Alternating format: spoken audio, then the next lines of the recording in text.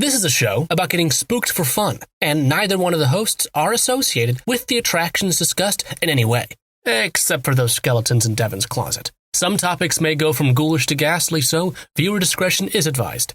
Welcome to the Great American Scream.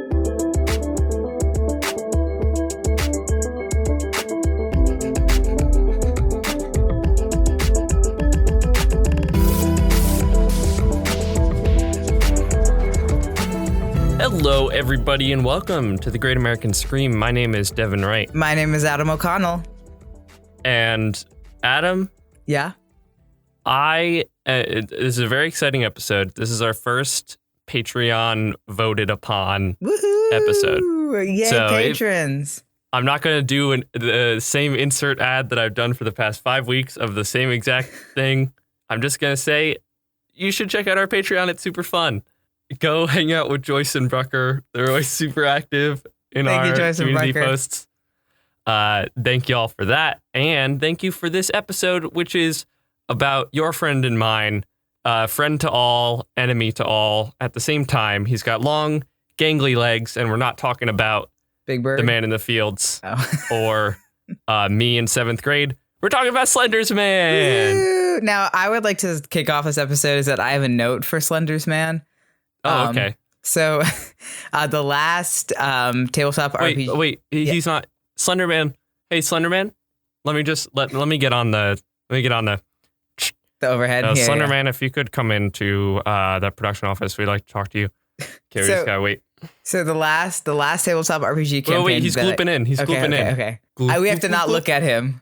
Oh, geez, I always hate Sorry. that. He's very self-conscious. Okay, hi, Slenderman. We're happy to see you. Really great work out there. Love the arms, love the old photos, love the creepypasta. Very good. But we do have a few notes for you. So, Adam, if you wanna kick it off. Yeah, honestly, this is more from like this is more of a writer's note than a performer note. Okay. But we want to run it by you anyway. So the last tabletop RPG campaign that I played was about a bunch of children at a camp in the woods in the 80s. Shout out to Elizabeth, our DM. It was a great campaign. But so one of our last monsters that we fought was a tall, gangly, faceless man creature who lived in the forest and preyed upon children, and which is different from you, but like to steal their memories. However, so when this was introduced to me, I said, "Oh, okay, I know what's coming. Like I know how this riddle ends."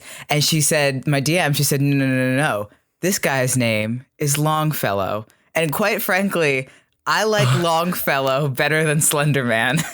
Yeah, actually, I'm sure we probably don't get into the etymology of Slenderman, but it is. Sorry, Slenderman. I don't want to. I know. We should probably have HR in here when we're talking about this kind of stuff. But you can sometimes get a little bit angry, get a little bit, staticky. I'm going to destroy your brain or whatever. So if you want to leave, that's totally fine. We just have to talk. We have to talk business here, me and Adam. All right, bye, Adam. I feel like Slenderman is a poop name that sucks. Because it's just a description of like me. I mean, but so is Longfellow. I just think Longfellow has a better ring to it. Yeah, Longfellow sounds like a last name. Like you wouldn't go into a business and see a bank teller and see that he's named like Mr. Longfellow and be like, oh, that's an odd. I mean, you would think it's an odd name. It is an odd name. But if you went up and it was like Richard Slenderman, that would be amazing. It would be amazing, but it would be weird. You would bump on it. Yeah. And like Slenderman's name and his etymology, like obviously we talked about this in the Internet Creepypasta episode 2 about the idea of like collaborative fiction on the internet and how we all work together to like build this lore and stuff. But we often forget that he wasn't just spawned. I mean, he was just spawned on the internet one day, but like not out of the collective consciousness of the creepypasta community. He was concepted into this earth by one person. And we did say in the Internet Creepypasta episode that he warranted his own episode. So thank you, patrons. And now we are doing said episode. Yeah.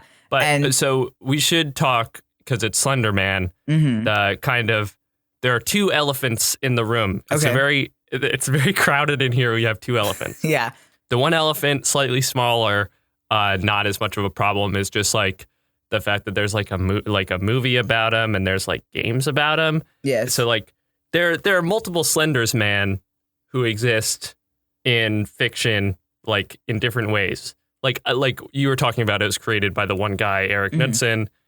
And like that's true, but there's also like a separate Slenderman that was collectively created, I would argue. Yeah. But the other elephant in the room is the tragic stabbing.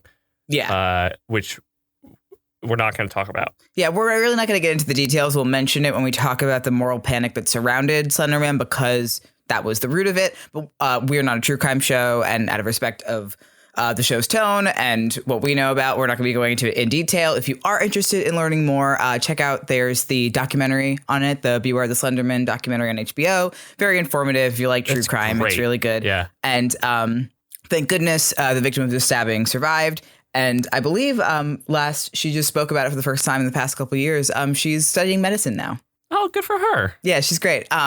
But so Ally because of of the podcast. a lot of this, Slenderman has become a very controversial figure over the years and the center of several moral panics. But he's also one of the biggest icons of not just internet horror culture, but the internet and how indie horror creators become popular. Yeah, and also just I feel like Slenderman, like we had internet flavored, what a weird way to say it, internet flavored phenomena before Slenderman, like especially in the horror scene. I think of like Blair Witch, or even Paranormal Activity. But like Slenderman felt like the first that was like of, by, and for the internet, if that makes sense. Yeah, that makes sense. It really was like we all woke up one day and Slenderman was here and we were like, oh, I guess that makes sense. Yeah, I can get jiggy with this guy. So if we go back, we have to go all the way back to 2009, which seems like such a 11 years ago. Oh my God. Did it again, so I'ma let the beat rock. Yeah. Okay. Okay.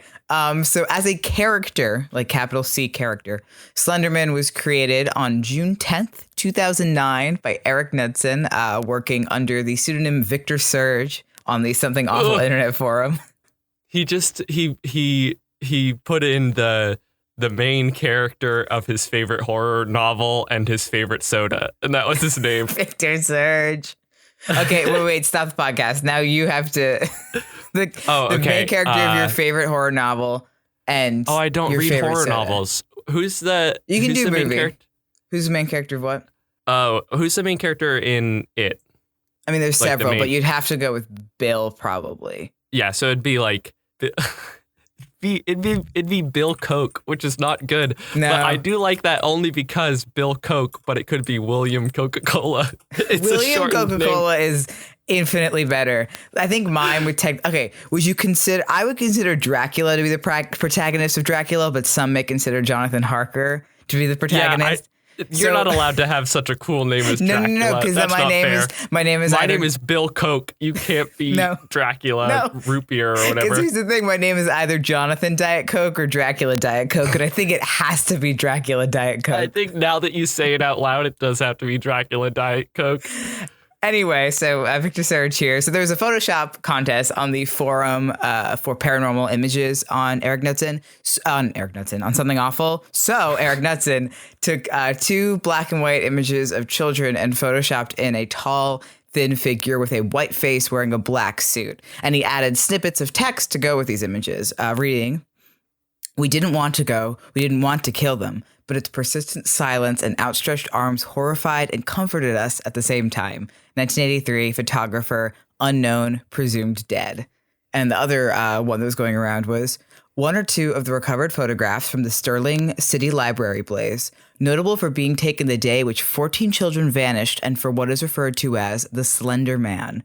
Deformities cited as film defects by officials. Fire at library occurred 1 week later. Actual photograph confiscated as evidence. 1986, photographer Mary Thomas missing since June 13th, 1986. Okay, let me just just heap praise onto Eric Knudsen. Yeah, it's really good. The fully conceived idea of this character might not have been in his head when he created this, but so much of it is and these are bits that we lose in later Slenderman adaptations, especially like I think Slender, the original game, which we'll probably talk about in a bit, is just a really incredible game, not design wise, but as a kind of moment culturally. But what you lose in stuff like that, because they are so vague and purposefully kind of obfuscatory about the like origins of the character, you lose this like oddly like comforting part of him, and this like you just lose so much of that like really creepy nuance that is included in the simplicity of it's two photos.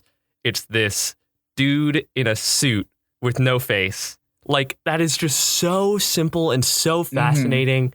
And the specific language of horrified and comforted us, persistent silence and outstretched arms. Like, they're just, it's so good. Yeah. And if you take away all of the post this Slenderman lore, like, it's still perfect. It's already perfect. And honestly, we're going to get into that in a little bit. But that's kind of one of the things that's disappointed me about the continued Slenderman lore as it got more popular. Yeah. Because just this amount of information and just these two photos is perfect. I don't think as far as like a horror monster is concerned, you need anything else. Right. Eat your heart out, baby shoes never worn. This is the new short horror story. It's like Pennywise was way scarier before we found out that he was an alien. I mean, I agree to disagree, but I think we've talked about there are definitely some horror characters that, I mean, there's always a line of explanation that once you cross it, you start to deteriorate quality. But like Pennywise, I think the level of explanation that really nails him is the like eldritch part of him. And then once you get to Alien, I'll agree with you. Yeah, well, because here's the thing. Yeah, the eldritch thing, but I'm a firm believer, semi-firm believer, like a good cheese, a semi-firm believer in in less is more when it comes to horror monsters. And I always go by the rule of improv that most adults will only ask why about something twice. So like if you take a horror monster like Slenderman, and you go, wait, so what does Slenderman do? Oh, he lives in the woods and kidnaps children. Why or how? Because he's got like scary magic and big long limbs and tentacles. Everyone goes, okay, proceed. Like that's it. That's all I need, really. They're not kids. They're not going to ask why again. Again, like I think that there is. Okay, let me pause the podcast for a little sub podcast I call Devin's Flag Corner. Okay. I love flags. I love the design of flags. I should probably start a podcast about flag design. But there's a modern idea in flag design called the Maryland point, which is the point at which a flag is so bad that it becomes good again. Okay. If you've ever seen the Maryland flag, that's considered the Maryland point. I think there's a similar point in horror when the explanation of a thing I think this applies to so much deep lore about like games, and I just saw your face. Did you just I just looked up the Maryland flag. It's one of the best flags ever. This applies to all internet lore, I think, where there's a point at which the community and people's need for explanation passes a point of healthy and good and deepening the quality of the thing to bad and just awful and starts to destroy the actual meaning of the work. So like when we start to talk about Slenderman and we go like, why, like, how does he get them? Like, oh, he has these long tentacles. And then the next question for me would be like, why, like this picture was taken in like broad daylight. Why didn't like parents or people like stop the Slenders Man? And it's like, oh, well, he has this weird aura about him. And like at that point, you can add a little bit that is not detrimental to the story. It's when you go, okay, why didn't how can we stop the Slender Man? Oh, you just find these 8 pages of stupid little silly children's drawings. Like it's the Five Nights at Freddy's problem, where you feel the need to explain everything when really only some explanation is needed to make it. Yeah, because that's really my exact same opinion about the Five Nights at Freddy's franchise, is that the reason the first couple games are so good is that all it says, like, you're in this pizza place and the animatronics are out to get you, and you go, okay, that's pretty scary, and then you get so much lore. Oh, but it's not scary anymore. we should do an episode about the Five Nights series that maybe I could lead. That I really think that some of the lore descriptions of something like Five Nights is really solid. Like when you look at I think it's a solid story. Absolutely. Oh yeah, but like that kind of delving in and the kind of ARG game between a creator and an audience of like, oh, we're piecing this stuff together. That can be really fun to a point. Like the first 4 game theory videos are interesting because you're like, oh, did he mean this? Did he not mean this? We're looking at like artistic intent and inspiration. Were they based on real life murders? Like, this is like so interesting. And then you get 17 game theory videos in, and it's starting to feel like this isn't a horror franchise anymore. This is purely an advertising campaign for Matt Pat's merch. Yeah. Shout out to Matt Pat. He's not listening, but I'm going to revoke my shout out for Matt Pat. Matt Pat, I'm sure you're fine. But I've been watching a lot of Food Theory, the new channel. It's great. Anyway, so after Slenderman first appeared on the Something Awful forum, other posters immediately saw it and said, forget whatever we were supposed to be doing. We're going to make more stuff about Slenderman. Cancel everything. Cancel the contest. Yeah. And expanding upon the lore by adding their own images. So Knudsen said that Slenderman was inspired by Zach Parsons' The Insidious Beast, Stephen King's The Mist, reports of shadow people from all across the United States, and Mothman. Woo! Yeah, he's kind of a beautiful amalgamation of all those things. And H.P. Lovecraft was also, of course, a big inspiration in the sense of this unfathomable horror, or horror so unfathomable that it has to present itself in a certain way in order for your brain to process it. That's all there. He also seems to have some Fae similarities and connections in the sense of his like vague appearance and shifting to reflect what the viewer wants or fears to see. He lives in the woods. He kidnaps children. It's a very kind of like unseelie sort of. Yeah. Yeah. I like this. Yeah. This is also your daily Great American Scream reminder that Fae are evil in most folklore. And it's the Americans that have made them cute. And, you know, I think that the real answer is to fuse these two together. So they are very cute, but they're also eldritchly powerful they are and steal your children. But they're also and evil. Now Slenderman is also that. Slenderman is a fairy. Slenderman is totally Fae. And so although it began on the Something Awful forum, it went viral and spread to all edges of the internet. One of the earliest and most notable pieces of the expanded Slenderman mythos came from YouTube in 2009. The series Marble Hornets, which was made by Troy Wagner, tells of a fictional film student named Alex who runs into Slenderman while filming his first feature-length project, also called Marble Hornets. As of today, it's got 87 entries and something like 93 videos. And that's a lot. Yeah, it established the idea of Slenderman having proxies or people under his influence that he can control for his means. And the Slender symbol, which is that circle with the X through it that you see in all sorts of Slenderman media. Yeah, I like the proxies. Let's this is my notes session. Okay. This is what this whole episode is a series of notes for Slenderman. Yeah. We can keep the proxies. Let's keep them shadowy and interesting and confusing. And let's just cut the symbol. I don't think Slenderman can read. Like, I don't think he has a sense of, like, if we want a symbol, it's a akin, we're following this Fae thing. Okay. It's like a fairy circle. Mm-hmm. But he never makes it. It's just something that appears near him. So that's my note for this part. Okay, got it. And the other very notable expanded piece of lore that we talked about is Slender, the 8 Pages, an indie game that developed by Mark J. Hadley in 2012. Armed with a flashlight, you are tasked with collecting 8 notes in various parts of the forest as the fog grows thicker and you are stalked by Slenderman. And this was followed by Slender, the Arrival in 2013. Yeah, this game is really interesting, and the sequel is to this thing blew up on YouTube, and like every single Let's Player ever played it, it kind of lined up with, as we talked about in the video game episode, it kind of lined up with the rise of stuff like Amnesia: The Dark Descent and later Five Nights at Freddy's at kind of popularizing this horror theater genre of YouTube that's still around today. But specifically, so Slender the Arrival is considered a bad game. Generally, it kind of attempts to add story where people thought there maybe shouldn't be.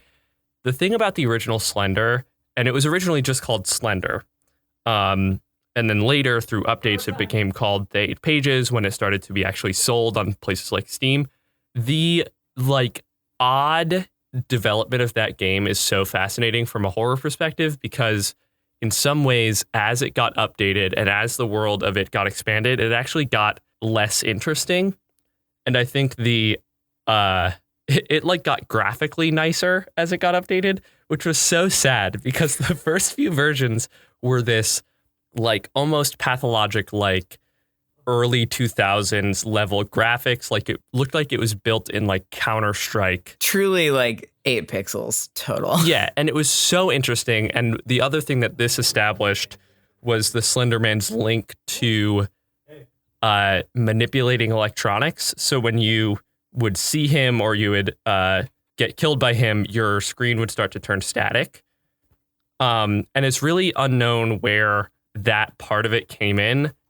But I would hazard the guess that it's just because every single video game about horror that wasn't Amnesia: The Dark Descent at this point in time had cameras in them. And I think one of the games that did this really well was Outlast and Outlast 2, where you were going around finding batteries for your camera and stuff. And it just it probably comes from Blair Witch originally. Mm-hmm. But the first Slender game had it and it was interesting. And I think the link to Slenderman of being this snowy, staticky screen is interesting because it's also black and white. And so it would be you don't, there were times, because the graphics are so bad, and this is why it's so good, you wouldn't know that that Slenderman is near you. You would turn and he'd be in the darkness, but you couldn't see him. But you would know you saw him because the sound and the static would start to come in. Right. And you'd be like, oh God. And when he actually got you, there would be this flashing white face and the static. And it was just so good. And then it got worse and worse. And it's so sad. Well, and one of the real reasons that it was so popular, not even necessarily the quality of the game, but the Let's Play quality of it. Yeah. It became huge on YouTube because Let's Players and gaming channels would play and have these big exaggerated reactions to the jump scares. This predated Five Nights at Freddy's, I believe, when this kind of really took off. But videos like this would garner millions of views because it's fun to watch people get scared. And people really enjoyed it. And his appearance in this game also inspired the creation of Endermen in Minecraft, who are tall, dark figures that teleport whenever the player isn't looking at them, which is exactly what Slenderman does in the games. The true Frienderman to us all, the Enderman in Minecraft. Yeah, so this was kind of the golden age of Slenderman, as it were, when the video games were really when he became popular on internet forums and even started to make appearances in regular pop culture media. He was in an episode of My Little Pony: Friendship is Magic. Yeah, he hosted SNL that one time. And that was around the time when Taylor Swift and Kanye were having their tiff, and he made a funny joke about that in the monologue, and it was really good. He was on the Daily Show. I do like the idea of taking a Nightmare on Elm Street 5 kind of angle, or whichever one that is, with Slenderman, where he leaves the internet world and is a star in the regular world. God, write this down. Who Framed Roger Rabbit, but it's creepypasta. Trademark. My idea was that you have Slenderman escape the internet world and come into the real one, and he becomes a celebrity. And the original people who are fighting him in the video games have to try to convince the world that Slenderman is evil. Okay. And he's because he's slowly taking over, and he's going to be on every screen, kind of a screen slave from Incredibles 2. Got it. Idea there. So that's mine. Trademark. So after this period, this is about when the stabbing in Waukesha, Wisconsin occurred. If you are unfamiliar with what happened in 2014, two girls in Waukesha, Wisconsin stabbed their classmate in order to appease Slenderman.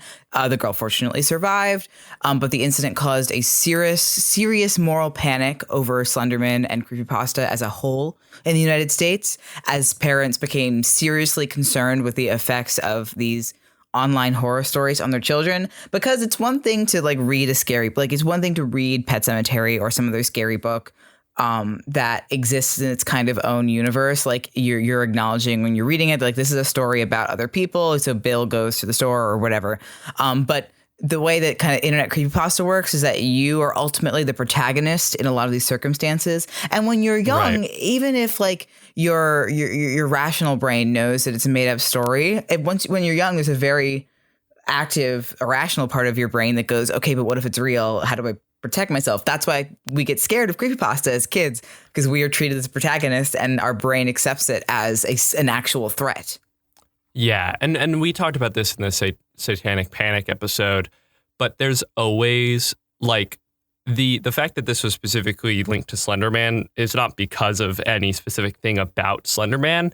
It would have happened just because of the way culture changes and affects especially children and especially horror culture. And just like you said, this was something that came out of internet culture and then the backlash to it from parents and from people who were meaningfully worried. And it's almost as though and this happens all the time, but the strengths of something like internet horror also become like very dangerous. Like the fact that we become the main characters is a really interesting and positive part for the adult part of internet horror fandom. But we often neglect the effects that horror and internet culture have on young people. And it's something that like, I feel like when we were younger, we were like, that's fine. You don't need to worry about that. All this parent panic is all fake and they just want to stop their kids from being on the internet. But like, as I approach the ripe old age of 23, it does start to dawn on you how wild the internet we existed on was and how actually dangerous it might have been. Yeah, absolutely. And cause the same thing, because like my siblings are freshmen in high school. And so I always like see them consuming the same kinds of things that I consumed as a teenager. But like no, looking back stop. now, I'm like, why are you doing this? But so this moral panic totally like irreversibly altered the online fan community surrounding Slenderman and creepypasta. Many blogs and projects that were dedicated to Slenderman were either suspended or shut down entirely out of concern for how it was affecting kids. But again, like to me, I understand that, right? Like it really makes sense. But to me, you shut those things down out of respect for a tragedy. Yeah, not absolutely. Because you're like worried that Slenderman specific. Like that's my point about it. Not being that about was Slenderman a specifically. huge part of it too. Like, yeah. However, in the late 2010s, there was this kind of recharacterization of Slenderman that appeared on the internet, portraying him as this benevolent anti-hero dedicated to protecting children from abuse and bullying, although often by violent means. And we rounded the bend very quickly with Slenderman. Yeah. Like for Frankenstein, it took a century. For Dracula, it took a bit longer. And for Slenderman, it literally took 6 years. Yeah. And we also begin to see the character Skinny Sally, who is a character that is deemed his daughter. Y'all, no. Enough. Stop it. But I think this is in part a lot of especially young people who enjoy the Slenderman mythos trying to reclaim him and put him in a more positive light.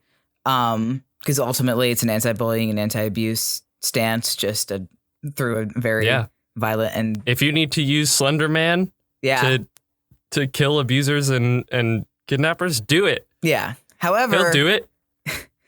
Commercial adaptions of Slenderman continued because the entertainment industry and major companies are always 5 years behind all of this. So that's especially dangerous in the internet age. Like 20 years ago, that wasn't a problem, but now it's like, oh, Slenderman got canceled. You can't make a movie about him. It was in like 2015 where all of the major like entertainment companies were like, hey, Slenderman's cool, right? Everyone was like, not anymore. No, it's not. The film adaptation of Marble Hornets titled Always Watching, A Marble Hornet Story was released in 2015 with Slenderman being played by Doug Jones, because who else? Doug! And the official, like air quote, film adaptation was announced in 2016 by Sony Pictures. This is after, I think, Knudsen had sold the rights to Slenderman. It's currently owned by an entertainment company. But so the official film adaptation was announced in 2016 by Sony Pictures and was met with much controversy, with many accusing the film of trying to capitalize off of the Waukesha stabbing, while Sony representatives insisted that the story was based entirely off of the online character. It was released in 2018. Despite protests, starring Javier Botet as Slenderman, which is crazy. Wow. And it is garbage.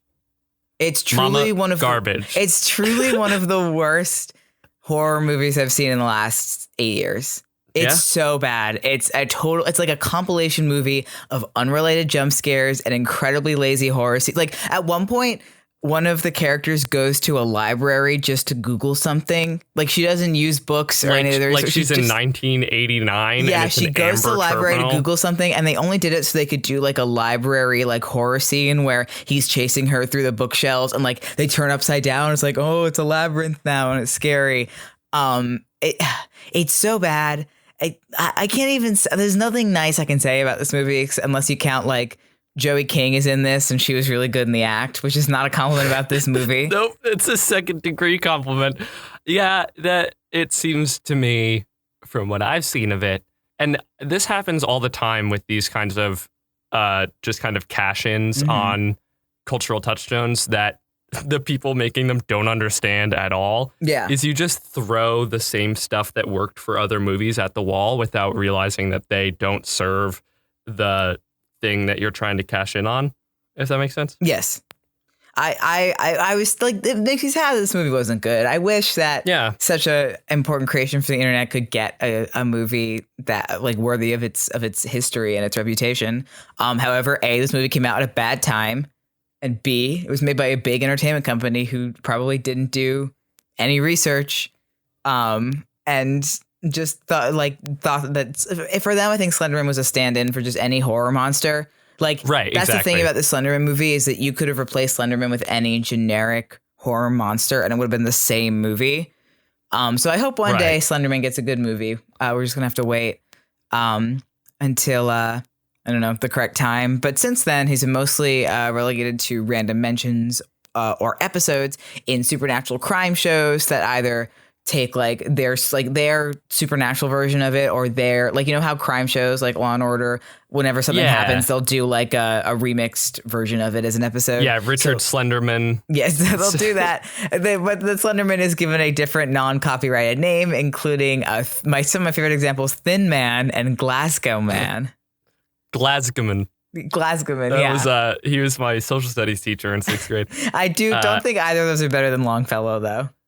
Yeah, Longfellow I think is the best, but this is like, I talked about rounding the bend. Literally, it took him 10 years to go from really interesting emerging horror character to the character that shows and movies use as shorthand, like in a random one-off. Yeah, he burned fast and bright.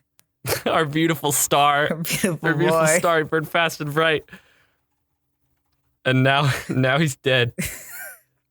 But for how long? Good night, sweet prince. Good night, thin prince. Good night, thin prince. I don't know. I feel and like choruses of Fae sing thee to thy rest. Give it a couple years and he'll make a comeback. That's what always happens with these folks. Yeah, like a deadbeat celebrity, he'll be back. Yeah. All right. Well, that was our episode of The Great American Scream. If you enjoyed this episode, you can leave a rate and review on iTunes, or you can follow us on Spotify. But the best way to spread the word about the show is to tell a friend about it. We also have a Patreon at patreon.com/greatscreampod, where you can get tons of cool rewards, from a personalized thank you note from us to voting in monthly polls to joining us for live streams whenever we start live streaming horror games. Adam, can you pimp our social medias, please? Yes, you can follow us on Facebook at The Great American Scream or Twitter and Instagram at Great Scream Pod. Send us, what do you think about Slenderman? Let us know. Send us your favorite pieces of Slenderman lore from the internet. If you have a favorite video. What do you think about this guy? Fan art. What's your read on this guy? You can tweet at us or post using the hashtag TGAS. And if there's something you would like to hear about on the show, feel free to tweet at us as well, because your suggestion may become a future episode, just like this one was. Yay! A special thank you goes out to Michael Segudo, who does the intro to the podcast, as well as Stevie Viola, who does the intro and outro music. You can find him on Twitter and YouTube. And a thank you goes out to our current patrons, who are Eric, Casper, Bree, Gail, Joyce, Brucker, Melinda, and Chris. Thank y'all. We love you so much. I've been Devin Wright. I've been Adam O'Connell. And hopefully you have been spooked. Hey, if somebody can go deliver our notes to the Slendersman, that would be great. Yeah, I feel like we kind of brought him in and made the energy really weird in the room. And so if it could be like a stage management intern or somebody who like, send somebody. Yeah. Just do it safely.